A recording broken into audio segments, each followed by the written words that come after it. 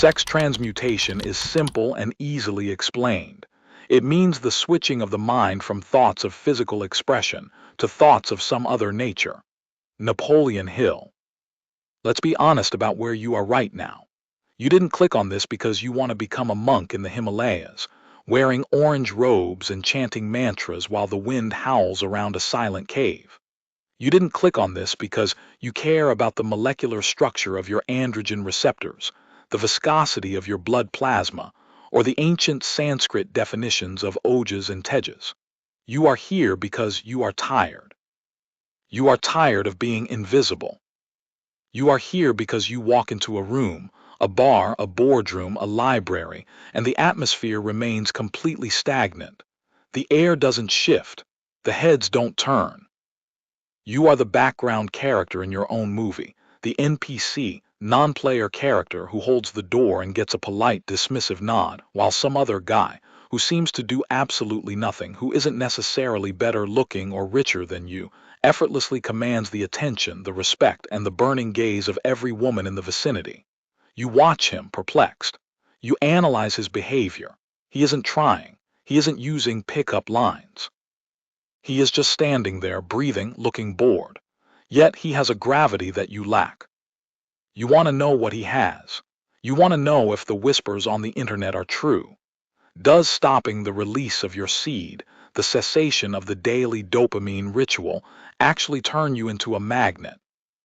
The short answer is yes. The long answer is a rabbit hole of biology, evolutionary psychology, arcane history, and esoteric spirituality that goes deeper than you are comfortable with. It requires us to shatter the comfortable lies society has fed you since puberty. We need to strip away the internet bro science and look at the terrifying reality of what happens when a man stops depleting his life force. This isn't about magic tricks or pheromone sprays. It is about becoming a biological anomaly in a civilization of addicts. The biology of the unsatisfied male. To understand the mechanics of attraction, you must first understand the signal you are currently broadcasting to the world. Evolution is cold. It does not care about your personality, your video game high score, or your nice guy credentials. It cares about your utility and your genetic viability. When a man engages in chronic daily release, especially to the high-speed infinite novelty of internet pixels, he is sending a very specific, very loud chemical signal to his own biological hardware. I have mated. I have spread my genes to hundreds of women. The mission is accomplished. The lineage is secure. In response to this false signal, your biology initiates a massive shutdown sequence. It is an efficiency protocol. Why would nature waste precious energy making you aggressive, hungry, and magnetic if you have already won the evolutionary game? It wouldn't. So your androgen receptors, the docking stations for testosterone in your brain and body, downregulate. They become numb. Your dopamine baseline drops to the floor to conserve energy, leaving you in a state of low-level apathy. You enter a state of metabolic complacency. You walk through the streets with the subconscious posture of a man who is done. You are safe. You are satiated. You are harmless. And to the primal, lizard brain of a woman, the part of her brain that has been scanning for mates for 200,000 years, harmless is the most repulsive trait a man can possess. A harmless man cannot protect. A harmless man cannot provide. A harmless man is another mouth to feed, not a provider of sustenance. Then you stop. You decide to go against the grain. You go 14, 30, 60 days without that release. You cut the wire to the dopamine drip. Suddenly, you flip a primal switch deep in the hypothalamus. Your body realizes it has not mated. The mission accomplished banner is torn down. The body panics. It thinks, if we don't reproduce soon, this genetic line dies with us. So it opens the floodgates. It doesn't just give you more testosterone, though the famous study showing a 145% spike on day 7 is historically cited. It does something far more important. It makes your body hypersensitive to the testosterone you already have. It upregulates the androgen receptors. It screams for action. Your pheromone signature changes from the stale scent of satisfied to the sharp, metallic scent of hunting. This is the scent of the wolf. It is a subtle, undetectable musk of androstenone that signals virility and potential. Women do not consciously smell it. They won't sniff you and say, "You smell like retention," but their biology reacts to it. Their nervous systems pick up on the chemical signature of a man who is stockpiling resources. You transform from a consumer of energy into a resource of energy. The death of the hungry ghost. But let's be real. The biological signal is only 10% of the equation. A man can have high testosterone and still be repulsive if his mind is weak. The other 90% of this phenomenon is psychological. It is the death of your neediness. Look around at the men in your life. Most of them are walking voids. In Buddhist philosophy, they are called hungry ghosts, beings with giant stomachs and tiny throats, always eating but never full. They vibrate with a low-level frequency of want. They want validation. They want a smile. They want approval. They want sex. They scan the room with desperate, darting eyes, looking for someone, anyone, to fill their cup. When you talk to a woman in this state, she feels it. Humans are radio towers. We transmit our internal state constantly. She feels your grasping. It feels like a psychic weight, a sticky hook trying to latch onto her validation. It is exhausting. It is the energy of a beggar. Retention forces you into a state of outcome independence. This is the holy grail of social dynamics, because you are no longer frying your dopamine receptors on cheap, artificial novelty. Your baseline for satisfaction stabilizes. You stop looking at women as a fix for your boredom or your loneliness. You stop looking at them as objects of consumption. You start seeing them as human beings. You lose the fear. You can look a woman in the eyes and hold the gaze, not in a creepy, starring contest way, but in a relaxed, amused way, because you aren't trying to get anything from her. You don't need her to laugh at your joke to feel good. You don't need her number to prove you are a man. You are full. You are content with your own energy. This creates a massive vacuum. Physics dictates that nature abhors a vacuum. Social dynamics function the same way. When you stop leaning forward, when you stop chasing, when you withdraw your grasping energy, you create a space. She feels that you do not need her reaction to feel good about yourself. This confuses the standard social script. She is used to men throwing themselves at her feet, begging for scraps of attention. You are standing back. You are the unmoved mover. This is the cat string theory of attraction applied to human metaphysics. If you chase the cat with the string, it runs away in terror. If you sit still, ignore the cat, and gently dangle the string nearby, the cat will eventually pounce. Retention makes you the stillness. It makes you the immovable object in a world of frantic forces. The glow in the eyes of Shen. Let's move from the psychological to the undeniable physical evidence. You have likely heard of the retention glow. Skeptics call it lighting tricks or placebo. Those who have walked the path know it is blood chemistry. In traditional Chinese medicine TCM, the body has three treasures: Jiang essence, Qi energy, and Shen spirit. Jiang is your physical reserve, your genetics, your battery life. It is heavily associated with the reproductive fluid. TCM states that when Jiang is wasted, the body withers. But when Jiang is abundant, it transmutes into Qi vitality and eventually manifests as Shen spirit in the eyes. Look at a chronic relapser. Really look at him. His eyes are dull. The limbal rings, the dark outlines of the iris, are faded or non-existent. There is a glazed look, a fog that sits between him and the world. He looks tired even after sleeping 10 hours. His skin is often grayish or inflamed. This is a man leaking minerals. Now look at a man on a long streak, 90 days or more. The eyes glitter, they are piercing. They hold a charge. They look wet, sharp, and alive. This is Shen. This happens because the body is reabsorbing the massive amount of nutrients, zinc, magnesium, lecithin, phosphorus, calcium, that are usually expelled during the release. Semen is nutrient dense. It is created to build a life. It contains the blueprint and the fuel for a new human being. When you stop ejecting this fuel, your body doesn't throw it away. It recycles it. It reabsorbs these vital minerals into the blood. This is why your skin clears up. This is why your hair gets thicker. This is why your posture corrects itself. The glow is simply the look of a biological organism operating at 100% capacity. Women are biologically programmed to look for these markers of health. It's not superficial, it's survival selection. A man with bright eyes, clear skin, and chest resonance signals a healthy immune system and high genetic quality. It signals that this man is not diseased, not depleted, and not weak. By retaining, you are hacking the natural selection process by simply keeping your nutrients inside your body where they belong. The voice of authority. There is another physical shift that is rarely discussed but immediately noticed: the voice. The chronic relapser often speaks from the throat. It is a nervous, high-pitched vibration. It lacks depth. It is the voice of a boy seeking permission. As you retain, tension leaves the body, but not the good tension, the anxious, neurotic tension.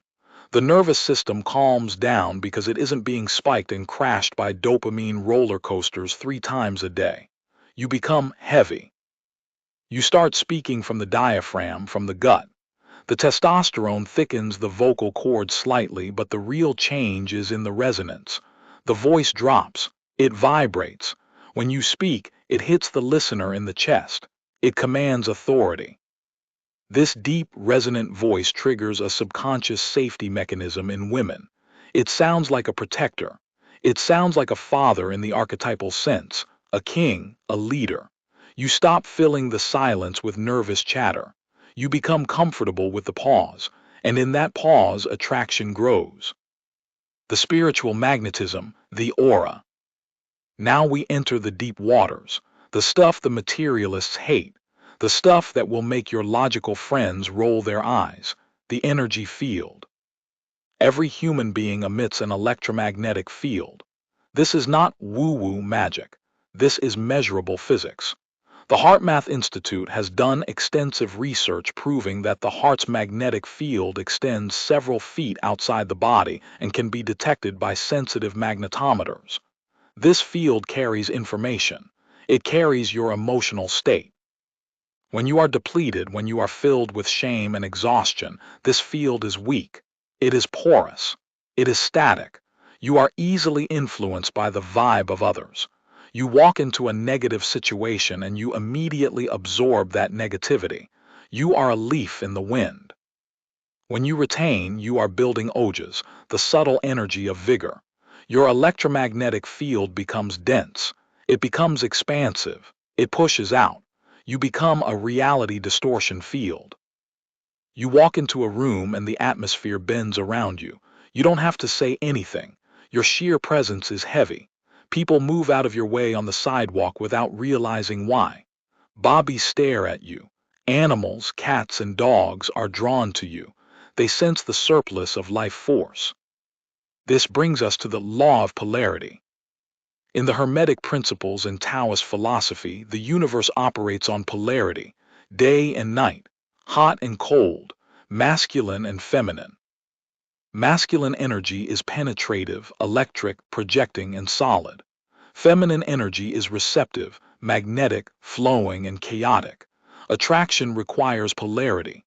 It requires a positive pole and a negative pole to create a spark. Most men today are yin deficient in their calmness. They are neurotic, and yang deficient in their drive. They are weak. They are a gray mush of neutral energy. They are indistinguishable from the background noise. When you retain, you polarize yourself. You become a solid, unshakable pole of yang energy. You become the rock.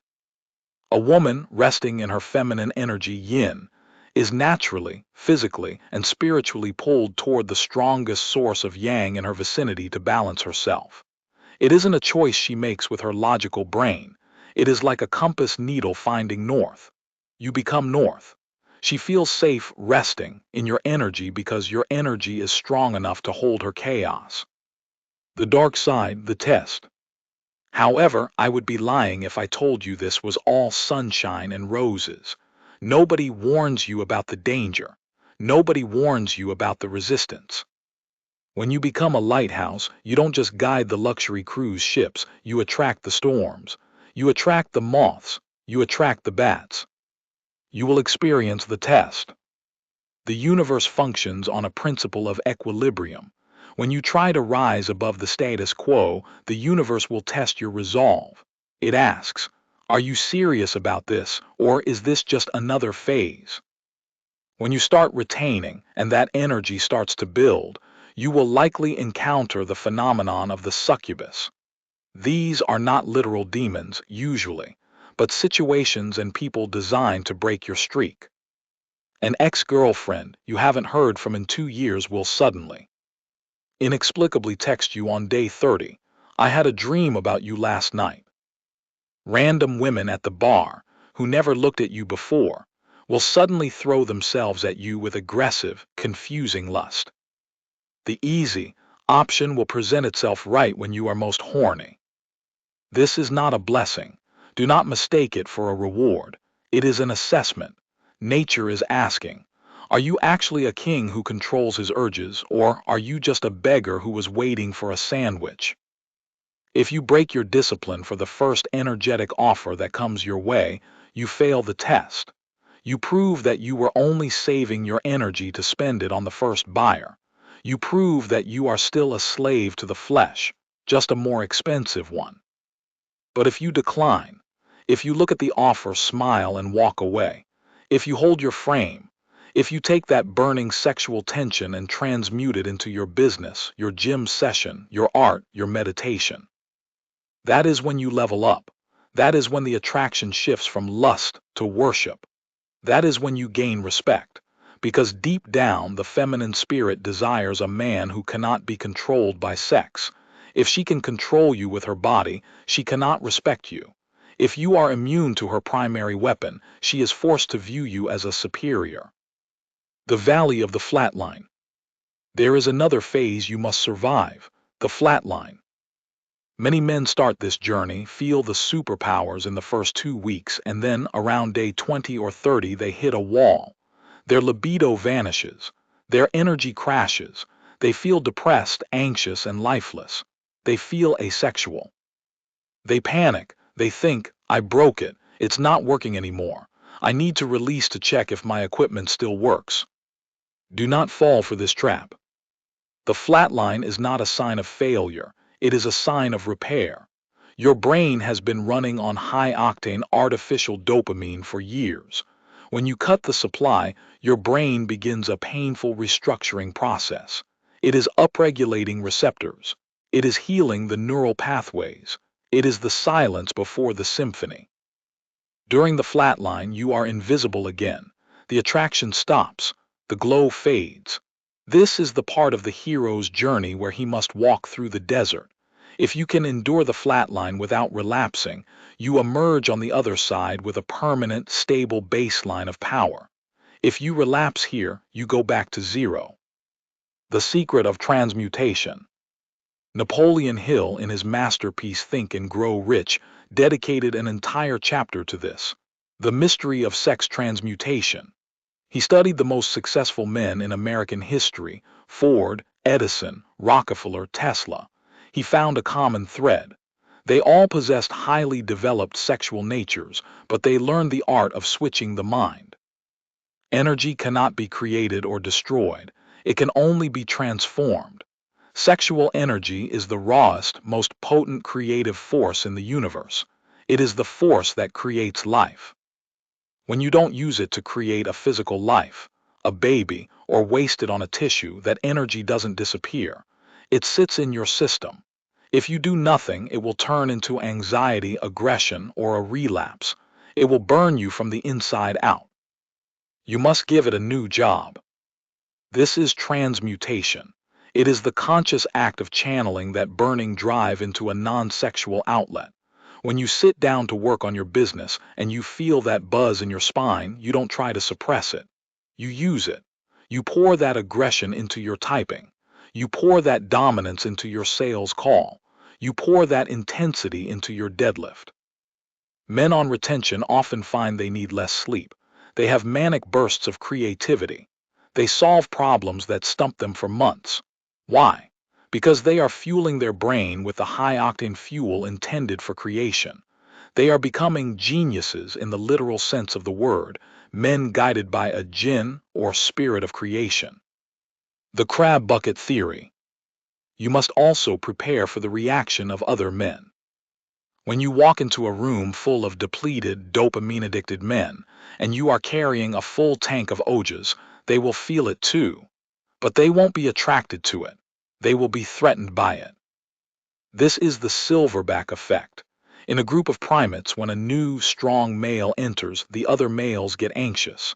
They will try to check you. They might make a snide comment. They might try to belittle you. They might try to offer you a drink or a vice to bring you down to their level. This is the crab bucket. When one crab tries to escape the bucket, the other crabs pull him back down. Do not engage. Do not argue. Do not preach to them about retention. Their reaction is simply their own insecurity recognizing your power. The fact that they are agitated by your presence is proof that the process is working. Hold your frame. Stay silent. Your results will speak louder than any debate. The surprise, the mirror effect. And here is the twist. The surprise I promised you at the beginning. The secret that the pickup artists, the dating coaches, and the red pill forums will never tell you because it isn't marketable. The reason women are attracted to you on retention has almost nothing to do with them. It has nothing to do with pheromones, or jawlines, or money, or game. The reason they are attracted to you is because you are finally attracted to yourself. Think about the shame of the relapse. Think about the moments immediately after you indulge in the pixelated vice. You feel weak. You feel dirty. You feel like a fraud. You avoid your own gaze in the mirror. You carry that micro-shame into every interaction. You broadcast a subaudible signal that says, I am a slave to my impulses. I am not worthy of high-value attention. I am hiding. But when you retain, when you wake up on day 30, day 60, day 90, you look in the mirror and you see a man who has conquered his own animal nature. You see a man who has discipline. You see a man who set a goal and crushed it. You see a man who does what he says he will do. You start to love that man. You start to respect him. You carry yourself with the arrogance of a king who knows he has a fortress that cannot be breached. You walk with a smirk because you know something the other men don't. You have a secret weapon. Women are mirrors. They are highly intuitive emotional reflectors. They simply reflect your own self-assessment back at you. When you treat your seed like trash, they treat you like trash. When you treat your time like it's worthless, they treat you like you're worthless. But when you treat your energy like gold, when you treat yourself like a precious vessel of divine power, they treat you like a treasure. The magnetism isn't magic. It is the world finally agreeing with you. You didn't trick them into liking you. You didn't manipulate them with pheromones. You simply stopped giving them a reason to ignore you. You removed the repeller, shame, and replaced it with the attractor, self-respect. The final verdict. So the next time you walk into that room and the heads turn, the next time the girl behind the counter stumbles over her words, the next time an ex-girlfriend texts you out of the blue, don't look down. Don't wonder if you have spinach in your teeth. Don't panic. Look back, smirk, and realize that the lion does not concern himself with the opinions of the sheep, but the sheep certainly concern themselves with the presence of the lion. You have tapped into the oldest source of power known to man. You have plugged yourself back into the main line of evolutionary vitality. You are no longer a ghost. You are real. Stay full. Stay dangerous. And for God's sake, keep the door to the fortress locked.